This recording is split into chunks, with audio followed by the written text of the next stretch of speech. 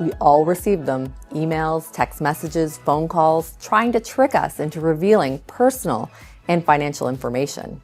They're also called phishing scams, and they're becoming so sophisticated, it's getting harder to detect them. How can Canadians protect themselves from becoming a victim? We invited Carl Davies, Head of Fraud and Identity at Equifax Canada, to answer 5 common questions about identity theft. So Carl, what information are criminals trying to steal?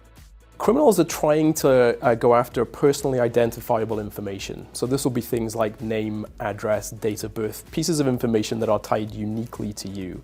What can scammers do with stolen information? They can take that to financial institutions and open up accounts in your name. By doing so, they get access to all of the value associated with those accounts, which they can then extract into their own accounts. Another common tactic that fraudsters will use is called account takeover. Once they have your PII, they can go to your existing financial institution and pretend to be you. Other common schemes that fraudsters use are creation of synthetic identities. In this, they will actually change a small component of the identity they've compromised to try and convince the financial institution that it is in fact a different person.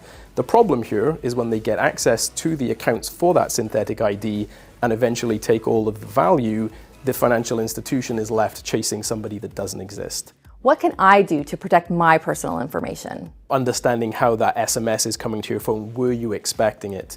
If you get a phone call from your bank, does it sound like your bank? Are they calling you for the right reasons? If at any time you think that doesn't feel right, my best advice is to hang up or not follow the link on the text, go to your bank's website, give them a call. In many cases, that's how consumers will actually stop the fraud. Another important thing is not to put too much information on social media. We see lots today where people are celebrating birthdays or pictures of new homes with their name. That gives fraudsters a really easy way to get a good amount of information about you right from the outset. A very simple one is making sure that you have very strong and secure passwords. The number of passwords we see that are simply password is a little terrifying. So I would consider thinking about using strong ones and maybe even subscribing to a password manager service that will generate very strong passwords for you without having to remember many passwords. How can I tell if my identity has been stolen? I would definitely advocate for checking your credit report frequently. If there's unauthorized activity on there in the way of inquiries, you should be able to see that very quickly and understand, hey, I didn't make this application to credit for a particular bank. I would very much advocate for subscribing to services that will help provide alerts to you in the case that your identity has been stolen or compromised. What should I do if I think my identity has been stolen? If your identity's been stolen and we don't know about it for a long time, you'll probably start getting some calls from creditors. Hopefully we don't get to that point.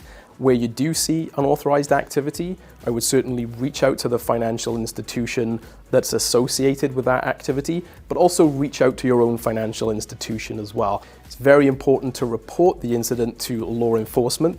And finally, definitely put an alert on your credit file at both of the credit reporting agencies in Canada.